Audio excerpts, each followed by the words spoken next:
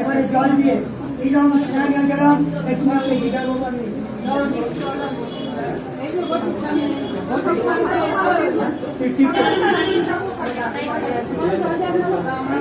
ইদম স্নানীয় জলম নমো ঈশানায় নমঃ ইদম স্নানীয় জলম নমো ঈশানায় নমঃ।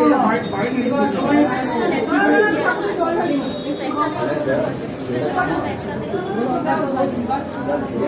এবারে একটি এই একটি পূর্বধার আতপ চাল নিয়ে বাবার মাকে ধরুন। আতপ চাল নিয়ে